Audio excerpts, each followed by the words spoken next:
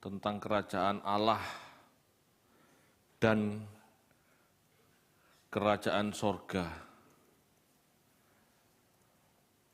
Sebetulnya 2-3 hari yang lalu saya sudah melangkah ke kisah tentang penolakan Yesus di Kapernaum, di Nazaret ya. Tetapi tadi pagi saya kok diingatkan Tuhan, teringat gitu ya. Kamu belum menjelaskan loh perbedaan antara kerajaan Allah dan kerajaan sorga.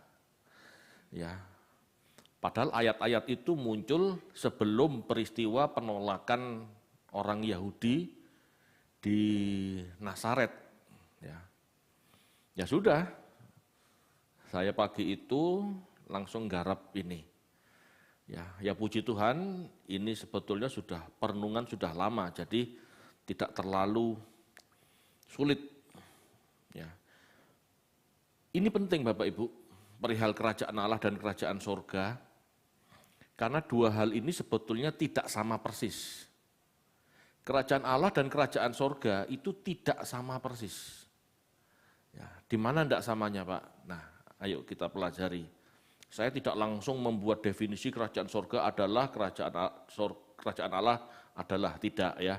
Itu tidak tepat ya cara menyatakan, cara mengajarkan seperti itu. Tetapi saya mau jelaskan secara biblika ya. Apa yang dimaksud oleh orang Yahudi kerajaan Allah dan kerajaan sorga? Mulai kapan istilah itu dimulai? Ya. Khususnya kerajaan Allah. Yesus hadir memberitakan kerajaan Allah. Sebetulnya di perjanjian lama sulit dicari, sulit ditemukan istilah kerajaan Allah. Ya, bahkan istilah kerajaan sorga saja sulit. Ya. Seandainya pun ada, itu cuma sorga. Gitu ya. Kita akan belajar tentang latar belakangnya dulu. Ya. Istilah kerajaan sorga dan kerajaan Allah seringkali digunakan dalam Alkitab, tetapi keduanya merujuk pada konsep yang sangat mirip, ya, meskipun berbeda, ya,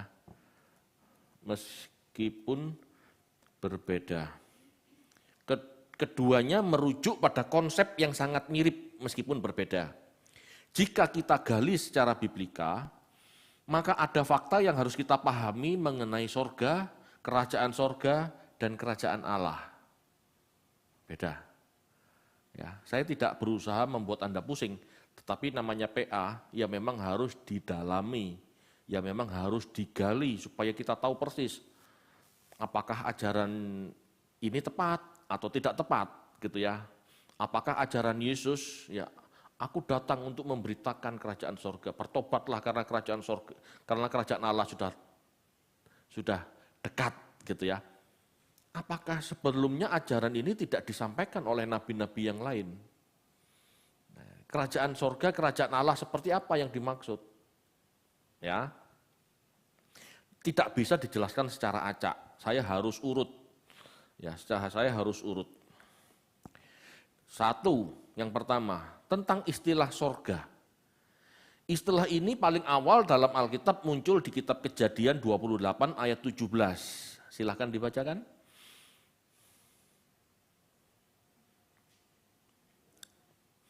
Kejadian 28 ayat 17.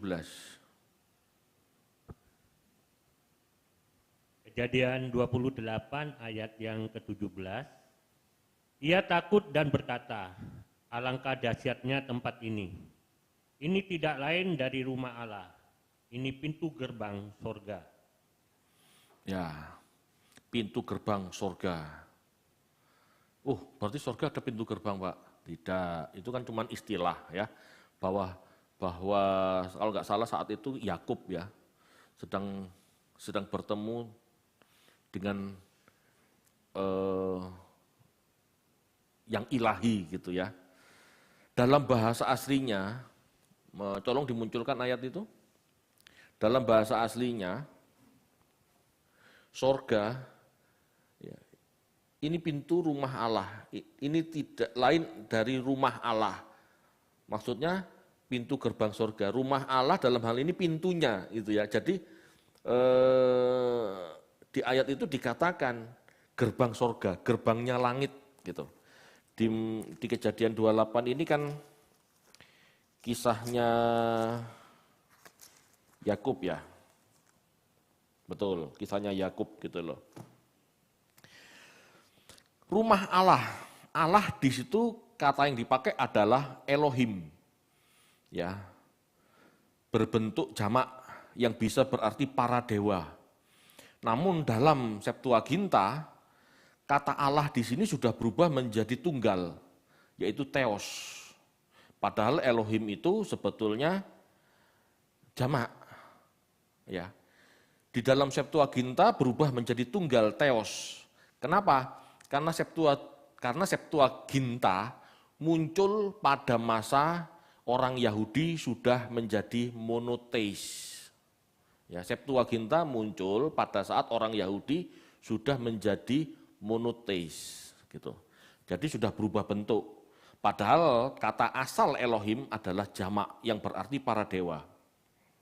Ya, perubahan ini terjadi di zaman setelah pembuangan. Ya, Septuaginta itu ditulis setelah pembuangan, di mana pikiran monoteis sedang berkembang saat itu. Ya, jadi rumah Allah, rumah para dewa, tempat kediaman para dewa, itu istilahnya ya. Kita baca yuk, Ulangan 26 ayat 15.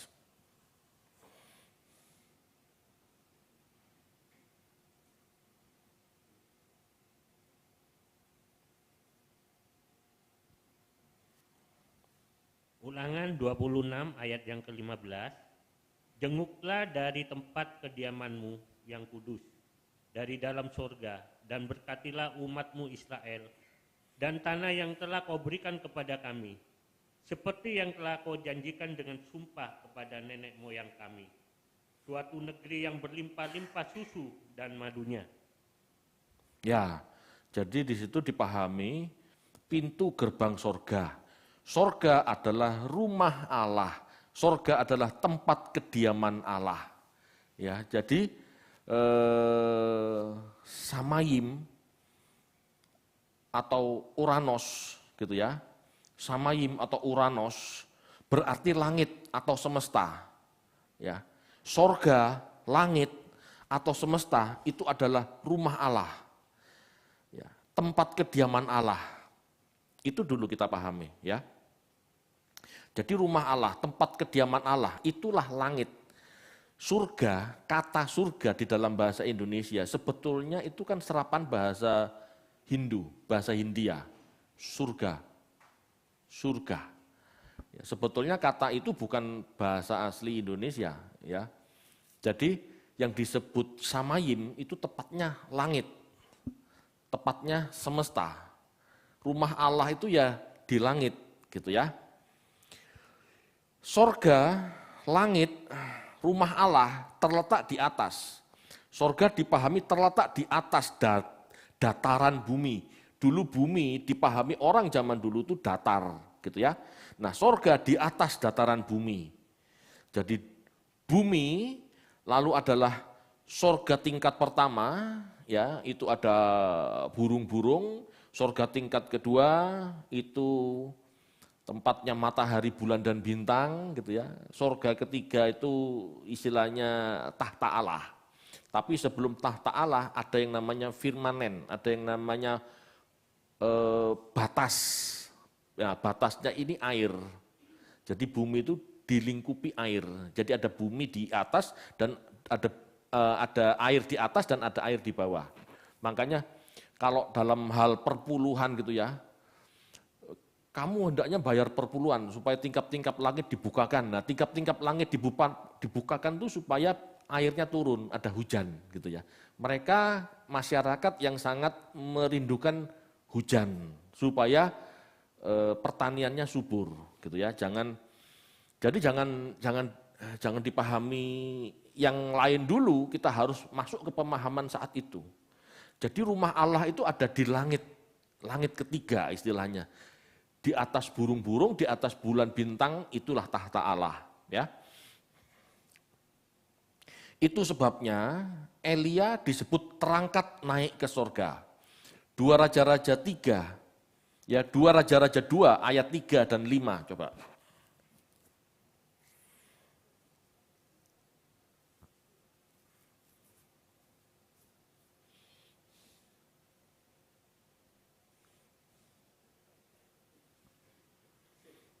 Dua Raja-Raja 2 ayat 3 dan 5.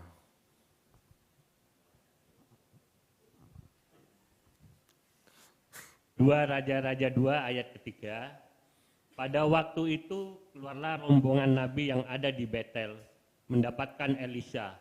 Lalu berkatalah mereka kepadanya, "Sudahkah engkau tahu bahwa pada hari ini tuanmu akan diambil daripadamu oleh Tuhan, terangkat ke sorga?"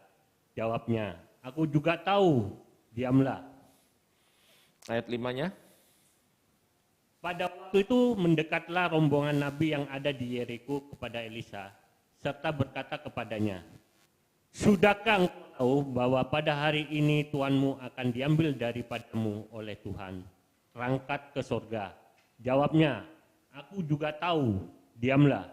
Ya, jadi jelas ya, sorga itu ada di atas. Terangkat, istilah terangkat itu pasti naik ke atas. Kalau turun, itu ke bawah. Ya. Jadi jelas, sorga itu di langit di atas. Di situ Elia terangkat ke sorga. Ya, Elia tidak mati. Kalau mati biasanya turun, disebut turun ke dalam dunia orang mati. Turun ke dalam dunia orang mati, dikumpulkan bersama nenek moyang, itu turun. Kalau naik itu ke sorga. Ya, jadi seperti itu. Jadi sorga dipahami sebagai langit semesta, rumah Allah ada di sana. Ya. Kemudian ini sorga ya, ini sorga. Kemudian tentang kerajaan sorga. Ya. Kalau tadi sorga itu sebuah tempat gitu ya, sebuah lokasi yang ada di atas. Lalu kerajaan sorga, apakah kerajaan sorga ada di perjanjian lama? Ya. Perhatikan. Sebelum masa pembuangan, orang Israel mengenal Elohim sebagai Allah yang jamak, atau tepatnya keluarga Allah, pantheon. Ya, keluarga Allah. Yang namanya Elohim itu Allah yang jamak, para dewa. Keluarga Allah, gitu ya. Di mana Elohim sebagai yang maha tinggi itu sebagai rajanya. Ya. Di mana Elyon, maaf ya, bukan Elohim ya. Elohim itu keluarga Allah, Allah jamak para dewa, itu Elohim. Ya, keluarga Allah. Di mana dalam keluarga Allah itu, Elyon sebagai yang maha tinggi atau rajanya. Gitu ya. Meskipun di perjanjian lama sulit ditemukan istilah kerajaan sorga. Tetapi yang jelas, rumah Allah di sorga, rumah para dewa di sorga, Elyon sebagai yang maha tinggi, gitu ya. Elyon sebagai yang maha tinggi, itulah rajanya. Berarti ada kerajaan. Meskipun istilah kerajaan sorga sendiri sulit ditemukan di perjanjian lama. Kalau ada tolong kasih tahu saya. Elyon yang maha tinggi sebagai rajanya bersemayam di sorga beserta dengan anak-anaknya, ya, yang dipahami sebagai Bene Elohim. Elyon raja, Bene Elohim anak-anak Allah. Gitu ya. Tolong dibaca. Kejadian 6 ayat 2.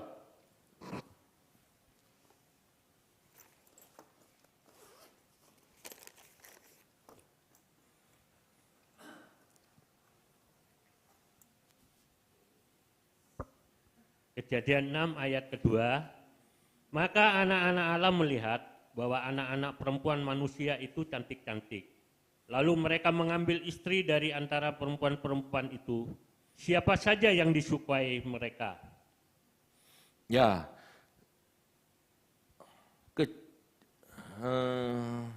Kejadian 6 ayat 2, anak-anak Allah di situ adalah malaikat sebetulnya, ya, anak-anak Allah.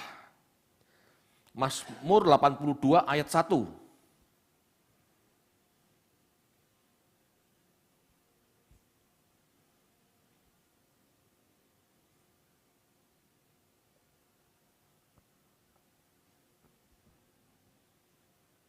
Mazmur 82 ayat 1.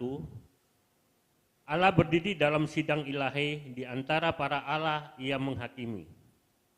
Ya.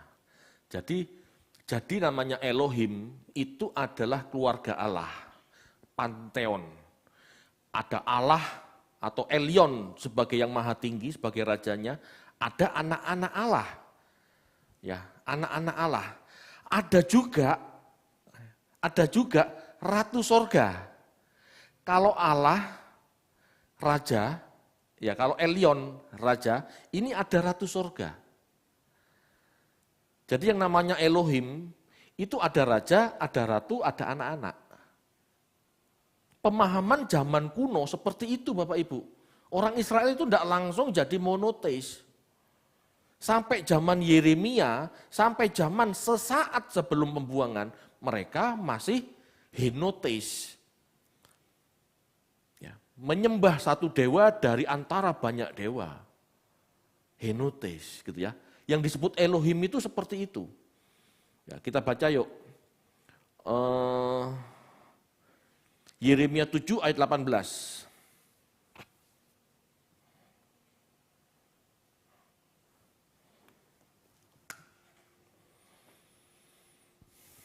Yeremia 7 ayat yang ke-18.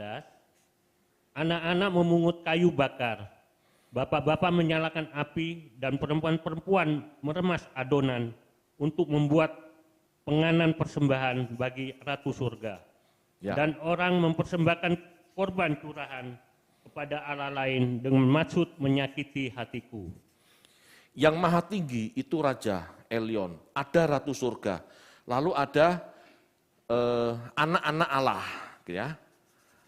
Anak-anak Allah atau Bene Elohim. Inilah yang disebut Elohim.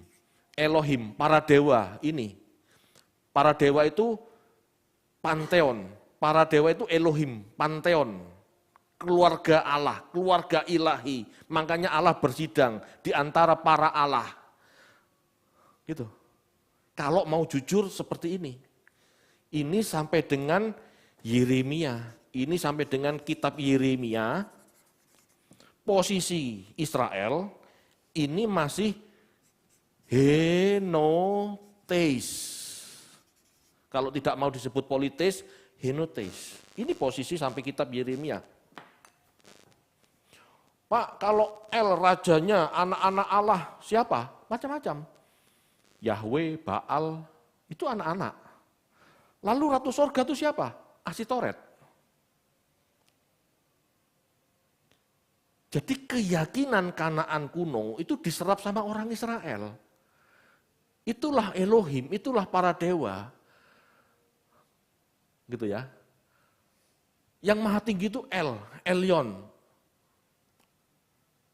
Punya istri, ratu sorga. Punya anak-anak, Yahweh, Baal, dan lain-lain. Banyak. Ada 70 kalau nggak salah.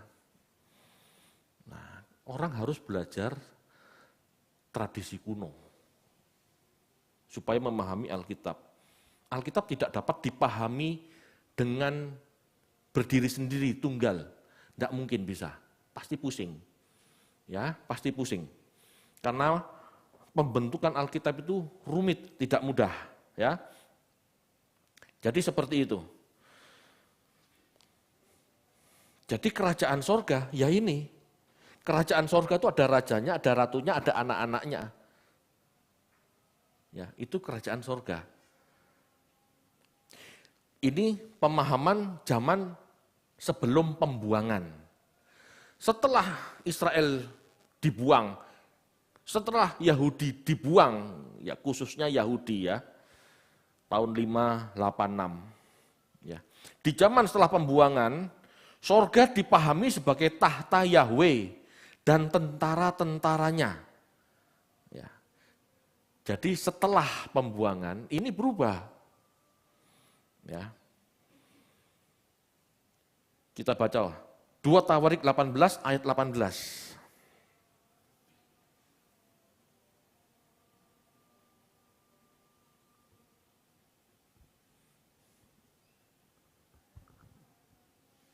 2 Tawarik 18 ayat yang 18, kata Mika, sebab itu dengarkanlah firman Tuhan.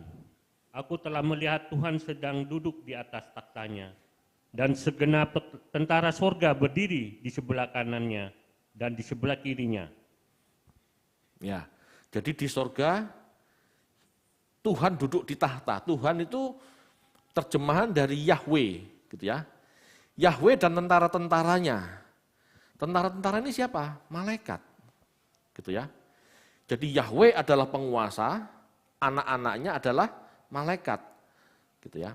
Anak-anak Allah dipahami sebagai tentaranya, dipahami sebagai malaikat.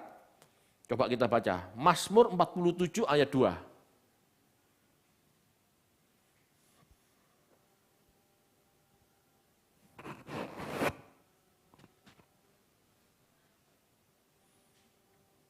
Mazmur 47 ayat kedua, hai segala bangsa, bertepuk tanganlah, lulukanlah Allah dengan sorak-sorai.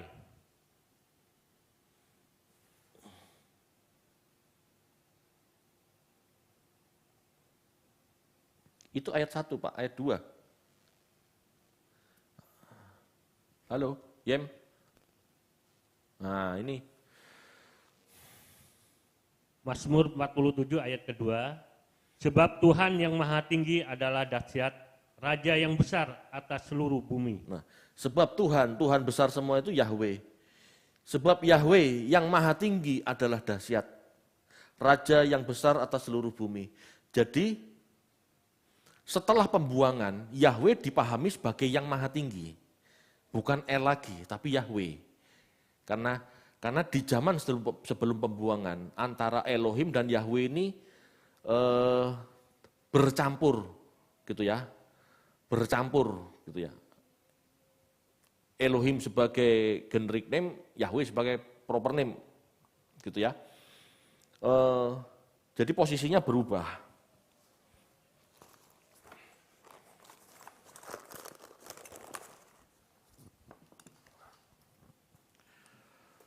Kita baca lagi Mazmur 83 ayat 18.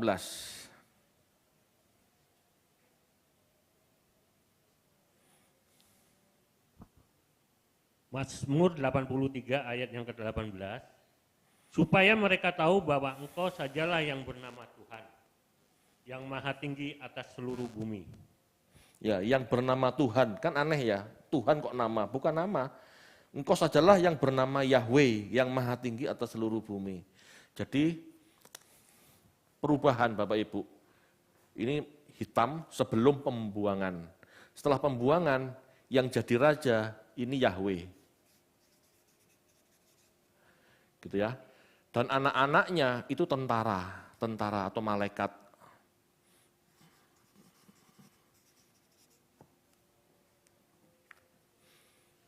Jadi teologi itu berubah Bapak Ibu, berkembang sesuai dengan zamannya, gitu ya.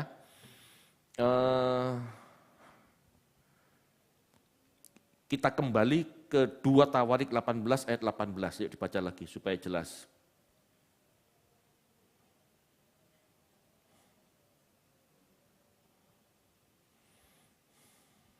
Dua Tawarik 18 ayat yang ke-18, kata Mika, sebab itu dengarkanlah firman Tuhan. Aku telah melihat Tuhan sedang duduk di atas taktanya, dan segenap tentara surga berdiri di sebelah kanannya dan di sebelah kirinya. Ya, Tuhan Yahweh duduk di tahta, ya, dan segenap tentaranya berdiri di sebelah kanan kirinya. Jadi sorga dipahami sebagai kerajaan, gitu ya. Meskipun tidak ada istilah kerajaan. Jadi duduk di tahta itu seorang raja, tentaranya di kanan kirinya itu kerajaan. Ya, kerajaan sorga itu seperti itu. Ya. Kita baca 2 Makabe 15 ayat 23.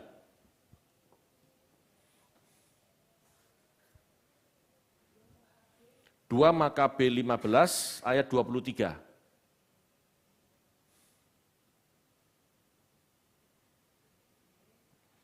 Ada? Bisa?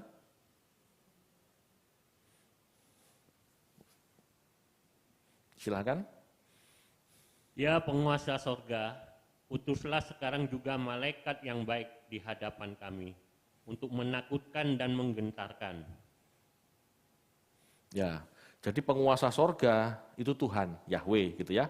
Utuslah sekarang malaikat yang baik di hadapan kami untuk menakutkan dan menggentarkan.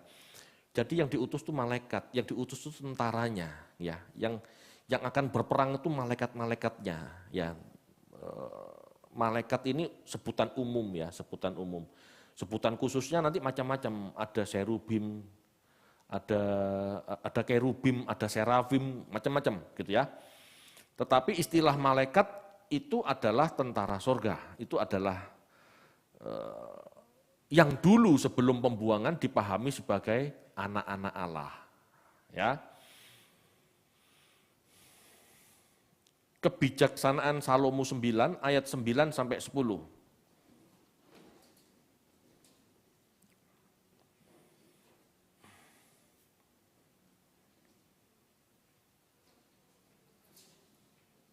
Padamu adalah kebijaksanaan yang mengenal segala pekerjaanmu.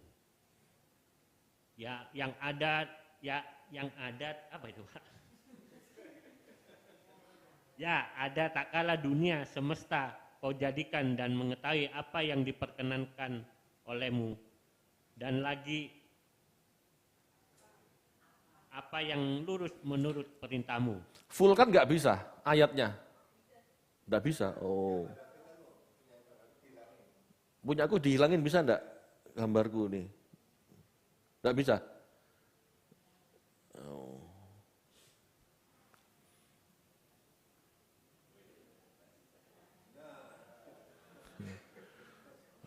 Silakan Pak diulang.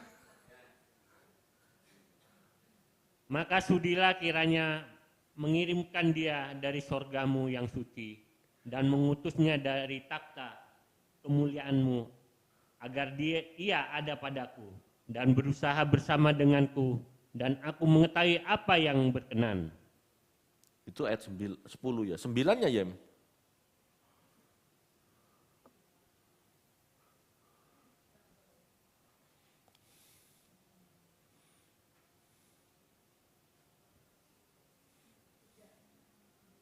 Ya, silakan. Padamu adalah kebijaksanaan yang mengenal segala kepekerjaanmu, yang ada tak kala dunia semesta kau jadikan, dan mengetahui apa yang diperkenan olehmu, dan lagi apa yang lurus menurut perintahmu. Ya, tadi ayat 10 dikatakan, ayat 10 coba disuruh kirim gitu ya, coba. Nggak bisa dirobel lah. Nah, nih. Maka sudilah kiranya mengirimkan dia ini siapa? Ayat 9 ngomong apa?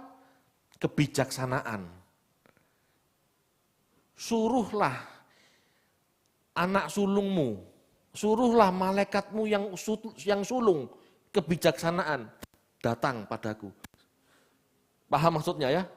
Ayat ini kan menjelaskan tentang firman Allah yang sejak awal bersama Allah. Itu bukan sekedar kata-kata, tetapi benar-benar roh, benar-benar malaikat, roh diutus.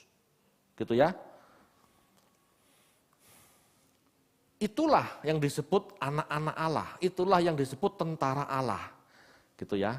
Jadi ada yang berdoa meminta Allah yang Maha Tinggi menyuruh anaknya, menyuruh yang sulung si kebijaksanaan ini turun menghampiri manusia. Gitu ya. Jadi kalau ayat-ayat ini ditinggalkan, kita tidak pernah mengenal praeksistensi Yesus. Ini sebetulnya Yesus itu sebenarnya jawaban doa orang-orang Yahudi sebelum zaman Yesus kan? Gitu. Meskipun istilah kerajaan sorga belum muncul, namun telah tegas mengesankan adanya kerajaan atau pemerintahan di langit.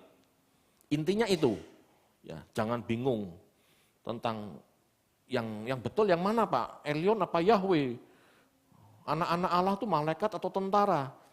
Anda harus mendapat pesannya, ya di sorga itu Tuhan Allah tidak home alone. Di surga Allah itu dengan keluarganya, dengan kerajaannya. Ada Allah yang maha tinggi, ada anak-anaknya. Pengertian sebelum pembuangan. Pengertian setelah pembuangan, ada Allah yang maha tinggi, dialah raja, dan ada malaikat-malaikatnya, tentara-tentaranya, suruhannya. Paham ya? Jadi Allah di surga itu tidak sendiri. Ada malaikat-malaikatnya yang disebut anak-anak Allah, itu roh semua. Ya, roh semua. Jadi harus dipahami, kerajaan sorga, kerajaan langit itu dipahami seperti itu, jamak. Allah tidak pernah kelihatan Bapak Ibu. Yang muncul menghampiri manusia selalu malaikatnya. Ya, bukan Allah sendiri, Allah itu tak terjangkau, Allah itu transenden. Ya, menjadi imanen saat Allah mengutus malaikat-malaikatnya, anak-anaknya ini untuk menjangkau manusia. Kalau Allah sendirian nggak punya malaikat, Allah naik turun sendiri gitu. Kan nggak seperti itu. Emangnya Allah menyatakan diri pakai apa? Hologram. Kan enggak. Allah menyuruh malaikatnya. Kamu yang muncul menghampiri Abraham, kamu yang muncul menghampiri Musa, kamu yang muncul menghampiri siapapun yang diutus Allah. Ya, itulah bentuk pemerintahan sorga. Intinya itu, tangkap itu dulu. Jangan, nggak usah bingung tentang Elyon, Yahweh. Ini nama-nama tradisional yang sebetulnya tidak penting. Ya, itu sebenarnya tidak penting. Itu hanya untuk mengesan, itu hanya untuk kita memahami bahwa pemahaman Allah yang kita yakini ini berasal dari Timur Tengah kuno, dari Israel, dari Kanaan. Itu aja. Siapapun namanya tidak penting, karena Allah cuma satu. Karena Allah cuma satu. Dan malaikat-malaikatnya, dialah tentara-tentaranya, dialah pelayan-pelayannya, yang adalah roh, yang berasal dari api itu. Ya, intinya itu dulu. Lalu, setelah kerajaan sorga, ya, di langit ada pemerintahan, di langit ada kerajaan, itu intinya ya. Lalu tentang istilah kerajaan Allah. Di perjanjian lama, istilah ini jarang, bahkan tidak ditemukan di perjanjian lama. Ya, kerajaan Allah itu tidak pernah muncul di perjanjian lama. Istilah ini awalnya muncul di Deuterokanonika. Tobit 13 ayat 2.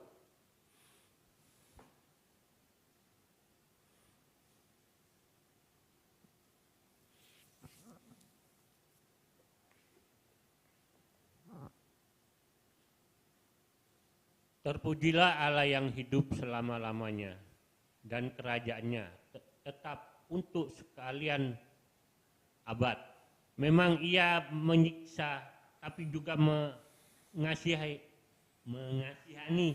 Ia menurunkan ke dalam dunia orang mati tetapi menaikkan daripadanya.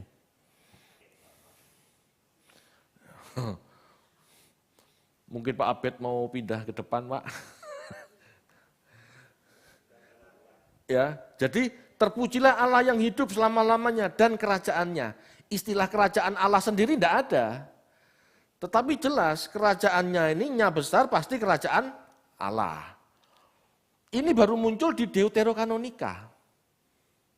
Di perjanjian lama tidak ada kerajaan Allah. Tetapi istilah kerajaan Allah ini banyak di perjanjian baru, Bapak Ibu. Banyaknya di perjanjian baru. Ya. Kita coba cek. Yang paling tua dari kitab perjanjian baru adalah kitab Galatia. Ya, kita baca Galatia 5 ayat 21.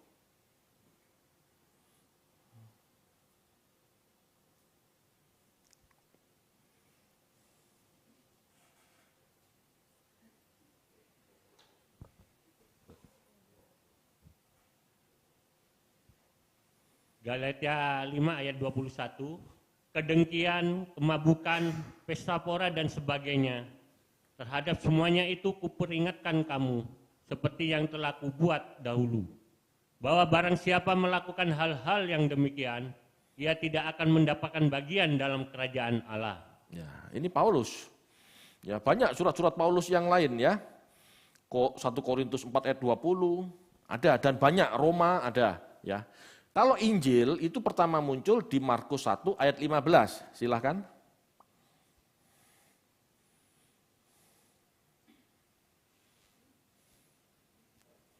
Markus 1 ayat yang ke-15, katanya, waktunya telah genap, kerajaan Allah sudah dekat, bertobatlah dan percayalah kepada Injil.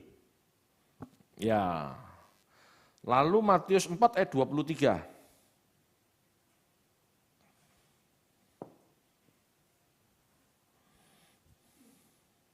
Matius 4 ayat yang ke-23, Yesus pun berkeliling di seluruh Galilea. Ia mengajar dalam rumah-rumah ibadat dan memberitakan Injil kerajaan Allah, serta melenyapkan segala penyakit dan kelemahan di antara bangsa itu. Ya, jadi kerajaan Allah, istilah kerajaan Allah muncul di Perjanjian Baru sangat banyak, Bapak Ibu. Ya.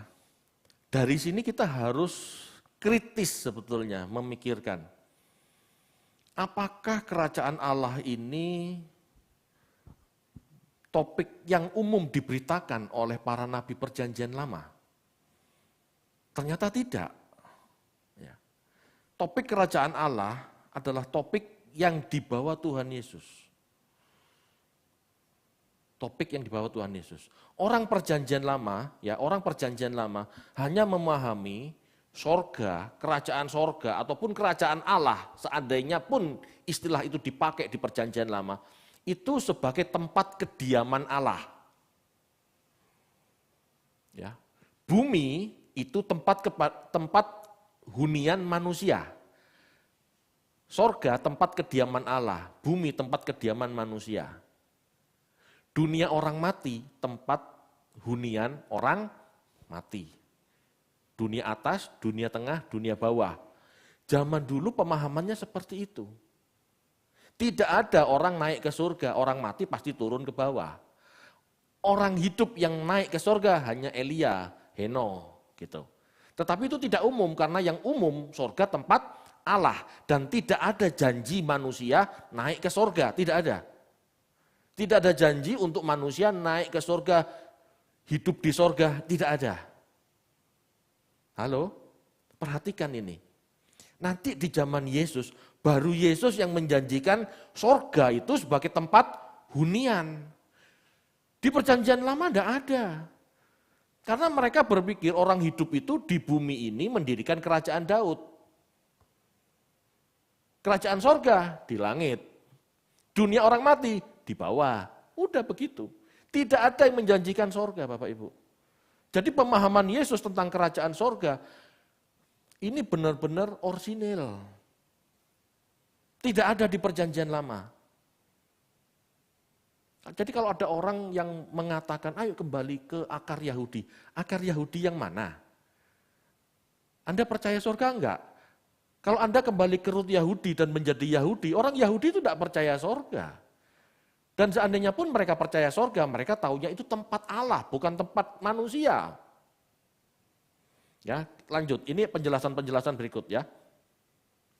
Ada beberapa perbedaan dalam penggunaannya di Perjanjian Baru yang harus diperhatikan. Ya, ada beberapa perbedaan antara kerajaan Allah dan kerajaan sorga dalam penggunaannya di Perjanjian Baru. Ini perlu diperhatikan. Yang pertama, sumber penggunaan.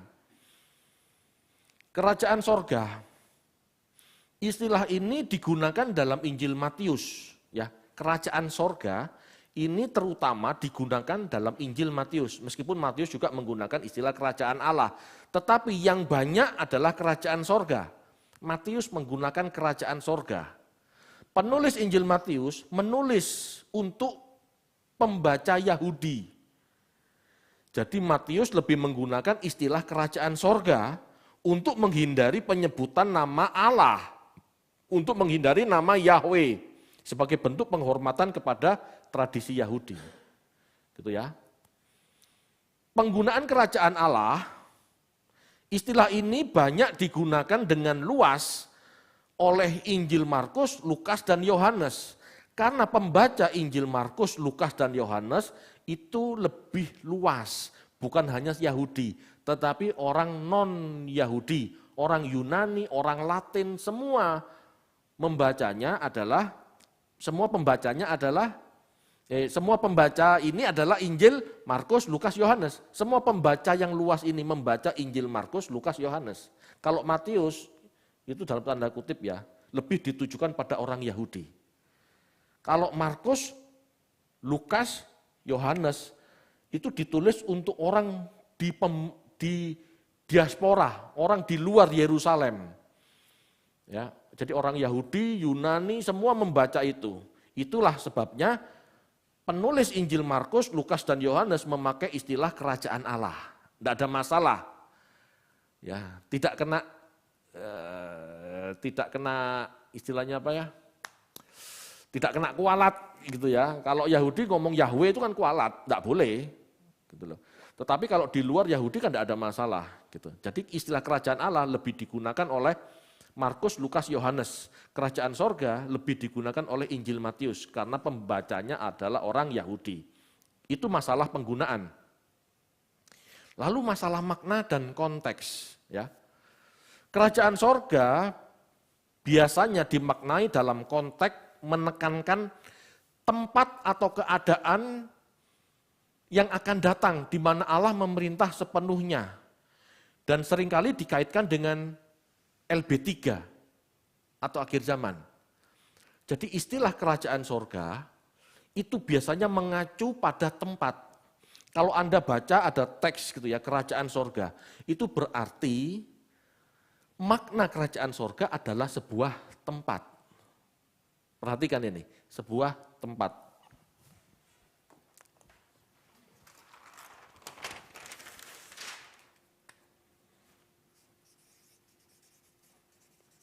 Kerajaan sorga. Ini tempat yang kita pahami sebagai LB3.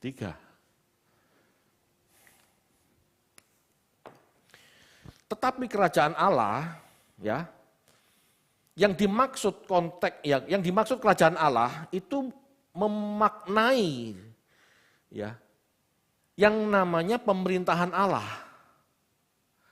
Jadi yang namanya pemerintahan Allah itu bisa dimanapun.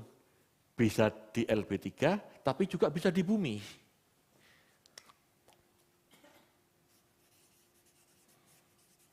Kerajaan Allah. Kalau kerajaan sorga tempat, ini yang artinya pemerintahan Allah. Pemerintahan Allah. Bisa di bumi, saat kita hidup, saat rasul-rasul hidup, bisa juga di sorga, bisa juga di LB3. Paham ya? Jadi kalau ada teks ngomong kerajaan sorga, itu juntrungannya istilahnya, arahnya pasti ke tempat. Kalau ngomong kerajaan Allah, itu pasti bicara tentang pemerintahan Allah. Gitu ya, pemerintahan Allah. Makanya ada ayat, kalau aku mengusir setan gitu ya, dan setan itu pergi, itu tanda kerajaan Allah sudah ada padamu. Itu berarti pemerintahan Allah sudah ada pada masyarakat itu, gitu maksudnya. Ya. Jadi istilah kerajaan Allah ini lebih luas dan mencakup pemerintahan Allah yang dimulai di bumi melalui pelayanan Yesus dan dihidupi oleh pengikutnya. Ini menunjuk pada realitas spiritual yang hadir saat itu, ya, sekarang dan di masa depan. Jadi apakah kerajaan Allah sudah hadir saat ini? Hadir. Kita berusaha hidup kudus seperti Yesus kudus saat ini, itu kerajaan Allah hadir sebetulnya. Tapi kerajaan sorga belum, itu masih akan datang. Paham ya? Bisa dipahami ya? Ini bedanya begitu. Lalu konteks teologis. Konteks teologis. Dalam beberapa konteks perjanjian baru, kerajaan sorga bisa dianggap lebih eskatologis, menunjuk pada penggenapan akhir janji-janji Allah, langit bumi yang baru. Ya, itu konteksnya. Sebelum masa perjanjian baru, tepatnya sebelum masa pembuangan, Belum ada pikiran tentang sorga sebagai tempat hunian manusia. Sebelum perjanjian baru, tidak ada pikiran manusia akan ke sorga, tidak ada. Bagi Israel atau Yahudi kuno, sorga atau dunia ya semesta adalah tempat Allah. Manusia hidup di dunia tengah. Sedangkan manusia yang mati dikumpulkan bersama nenek moyang di dunia bawah, dalam arti Seol atau Hades. Ya, jadi dalam konteks teologis, kerajaan sorga itu tempat. Sedangkan kerajaan Allah sering dipahami dalam konteks yang lebih luas sebagai kehadiran dan pengaruh Allah yang aktif dalam dunia saat ini melalui gereja, melalui pekerjaan Roh Kudus. Anda taat kepada Allah, Anda ingat Allah, apa sikapku benar, ini bukti kerajaan Allah hadir dalam hidup kita. Itu. Kalau kerajaan sorga itu LB3. Ya, ini baru muncul setelah perjanjian baru. Sebelum perjanjian baru tidak ada. Ya, tidak ada pikiran itu. Secara keseluruhan, meskipun ada beberapa nuansa dalam penggunaan istilah ini, keduanya sering digunakan bergantian, campur aduk, campur baur gitu ya, untuk menggambarkan pemerintahan Allah. Kita sendiri yang harus mengerti ini konteksnya ngomong apa, ngomong tempat atau ngomong tentang pemerintahan Allah, pengaruh Allah gitu ya. Dalam ajaran perjanjian baru, Yesus hadir Bapak Ibu untuk mempersiapkan masyarakat kerajaan Allah. Tepatnya, ya, Yesus hadir untuk mempersiapkan masyarakat kerajaan Allah. Yesus hadir untuk mempersiapkan masyarakat yang siap diperintah oleh Allah saat itu untuk eskatologi, untuk rencana kehadiran kerajaan sorga di tempat. Paham maksudnya ya? Yesus hadir Bapak Ibu membentuk masyarakat kerajaan Allah, masyarakat yang mau diperintah Allah. Untuk apa? Untuk masyarakat kerajaan sorga. Paham ya? Jadi kerajaan Allah itu ada pada kita sekarang. Fungsinya apa pembentukan masyarakat kerajaan Allah? Untuk hadirnya kerajaan sorga yang akan datang. Jadi kerajaan sorga ini masih akan datang. Kerajaan Allah mulai Tuhan Yesus bentuk sejak dia lahir di bumi. Amin. Paham maksudnya ya?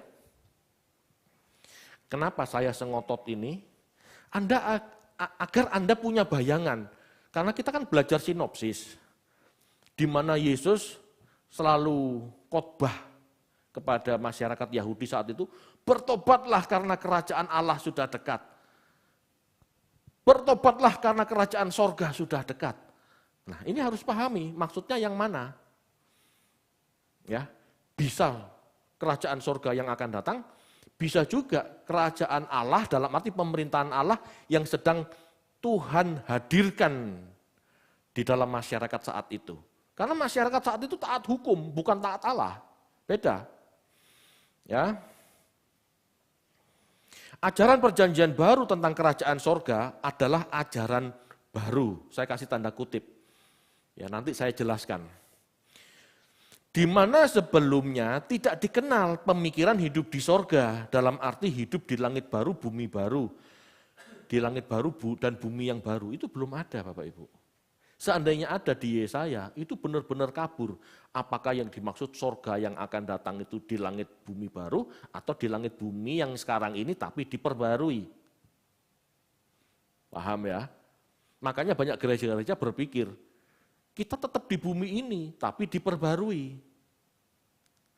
Banyak gereja salah paham, karena tidak mengerti bedanya pengajaran lama dan pengajaran baru. Pengajaran Yahudi dan pengajaran Kristen, dipikir sama.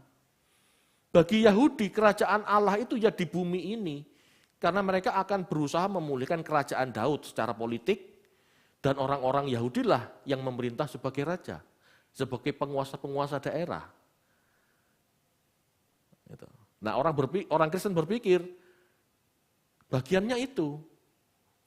Banyak orang Kristen berpikir gereja bagiannya sama dengan Yahudi. Tidak. Padahal janji Tuhan bukan kerajaan di bumi ini, di langit bumi yang baru.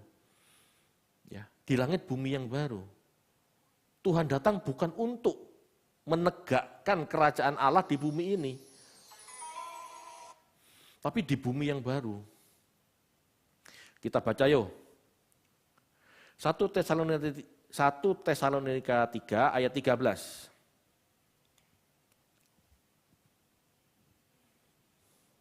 1 Tesalonika 3 ayat 13. 1 Tesalonika 3 ayat yang ke-13. Kiranya Dia menguatkan hatimu, supaya tak bercacat dan kudus di hadapan Allah dan Bapa kita pada waktu kedatangan Yesus Tuhan kita, dengan semua orang kudusnya. Ya, Tesalonika adalah tulisan Paulus. Berarti Paulus yakin suatu saat Yesus datang bersama orang kudus. Ya, bersama orang kudus. 1 Tesalonika 4 ayat 16 sampai 17.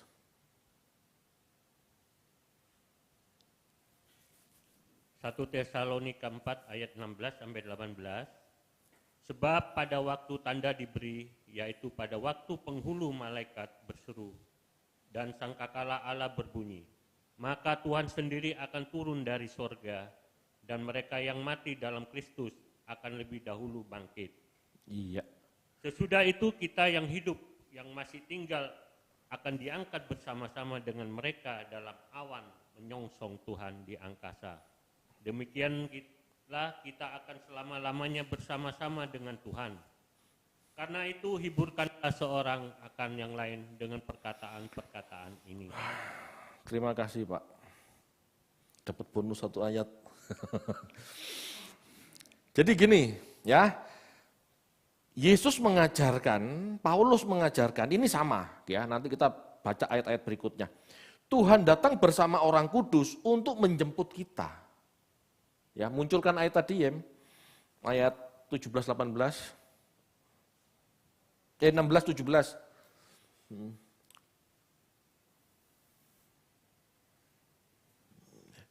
Tuhan sendiri akan turun dari sorga, ya.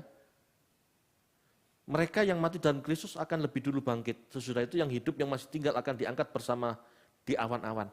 Jadi Tuhan datang, kita menyongsong ke awan-awan. Paham Bapak Ibu? Ini ajaran baru. Beda dengan pengajaran Yahudi. Pengharapan Yahudi itu mendirikan kerajaan Daud di bumi. Ya. Tuhan akan datang dan orang kudus menyongsong Tuhan di awan-awan.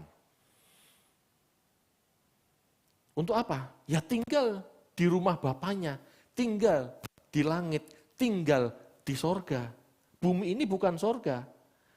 Sorga itu berarti planet baru. Ya. Yesus berjanji akan datang menjemput, bukan tinggal.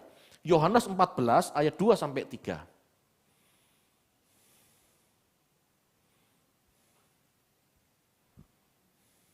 Yohanes 14 ayat kedua dan ketiga. Di rumah Bapakku banyak tempat tinggal.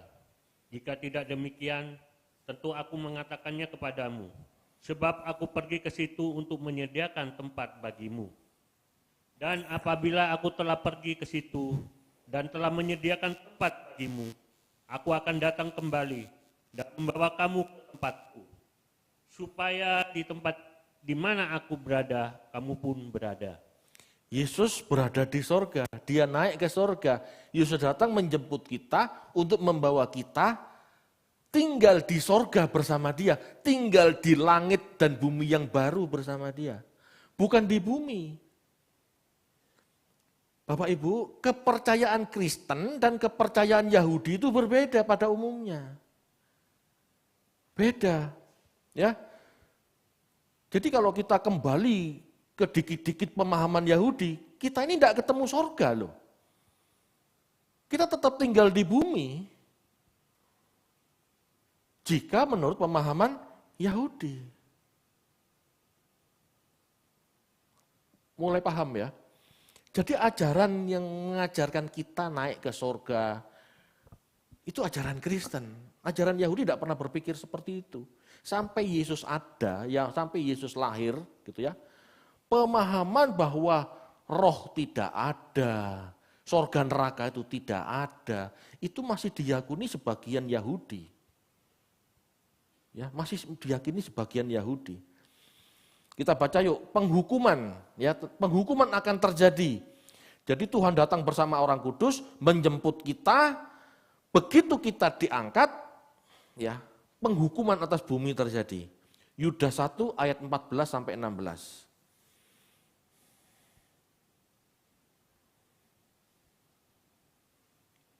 Yudas 1 ayat berapa?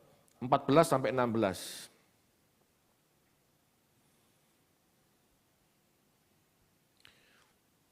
Yudas 1 ayat 14 sampai 15. 16. Juga tentang mereka Henokh, keturunan ketujuh dari Adam, telah bernubuat, katanya, sesungguhnya Tuhan datang dengan beribu-ribu orang kudusnya, hendak menghakimi semua orang dan menjatuhkan hukuman atas orang-orang fasik, karena semua perbuatan fasik yang mereka lakukan, dan karena semua kata-kata nista yang diucapkan orang-orang berdosa yang fasik itu terhadap Tuhan. Mereka itu orang-orang yang menggerutu dan mengeluh tentang nasibnya, hidup menuruti hawa nafsunya, tetapi mulut mereka mengeluarkan perkataan-perkataan yang bukan-bukan, dan mereka menjilat orang untuk mendapatkan keuntungan.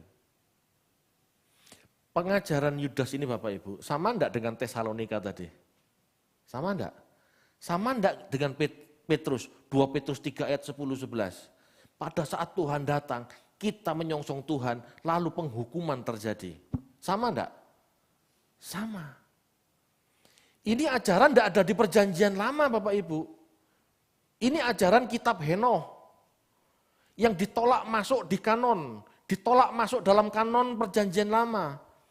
Ya, ini kan sebetulnya kutipan kitab Henokh 1 ayat 14 sampai 16. Kitab Henokh itu tidak masuk kanon. Bahkan itu termasuk pseudepigrafa.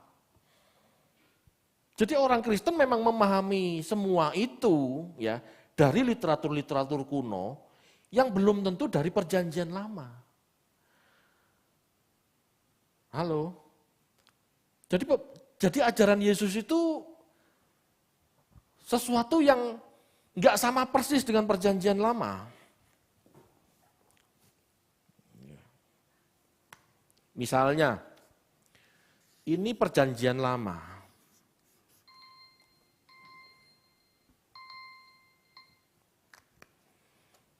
Ya, ini perjanjian lama.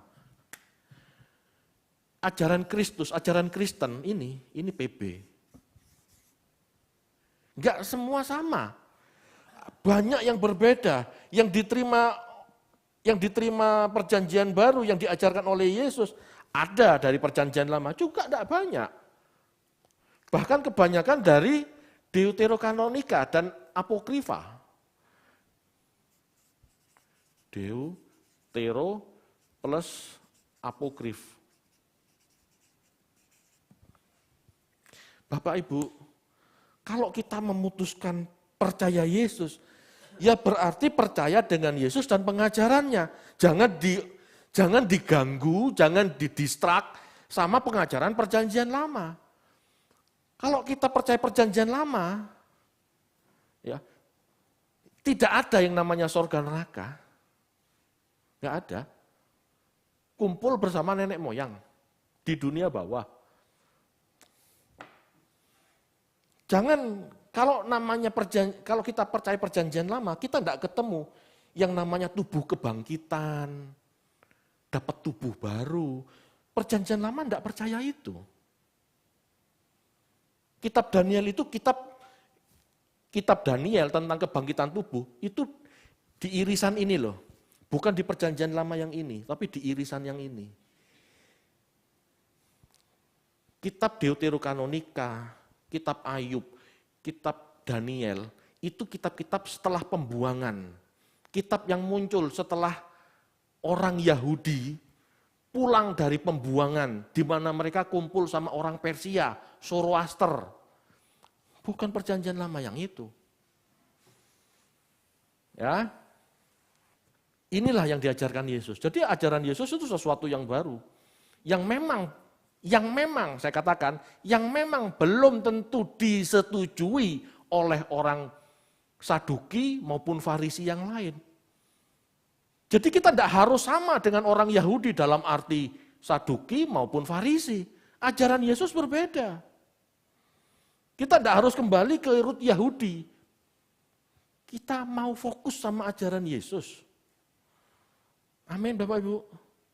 Itu loh masalahnya. Ajaran Yesus belum tentu sama Saduki, sama Farisi, banyak perbedaan. Makanya di Perjanjian Baru muncul banyak perdebatan antara Yesus dengan ahli-ahli kitab yang lain kan. Banyak perdebatan. Guru mengapa begini, guru mengapa begitu. Jadi kalau kita mau ikut Yesus, ya ayo fokus sama Perjanjian Baru. Jangan didistrak sama Perjanjian Lama. Karena di Perjanjian Lama ini banyak teologi. Yesus mengajarkan hidup menderita, taat, tapi ya hidup taat meskipun menderita ikut Tuhan. Perjanjian Lama enggak. Perjanjian Lama percaya Allah supaya dapat berkat. Beda. Ya. Yesus mengajar, kelak kita tinggal di sorga bersama-sama Allah, bersama-sama Tuhan gitu ya. Yahudi tidak mengajarkan seperti itu. Allah tetap di sorga, orang-orang Yahudi, manusia pada umumnya tetap di bumi. Di dalam kerajaannya sendiri, kerajaan Daud. Tidak naik ke sorga. Kenapa saya tekankan ini? Karena banyak orang Kristen bingung, campur aduk dengan pengajaran Yahudi. Padahal beda. Ya, beda. Kalau kita percaya kalau kita percaya ajaran Yesus, berarti yang lain juga harus ngikut. Kalau Anda pelajaran Yahudi, kalau Anda belajar atau meyakini pengajaran Yahudi, berarti pengajaran yang lain terkait. Dan ini memang beda. Halo? Bisa dipahami enggak maksudnya?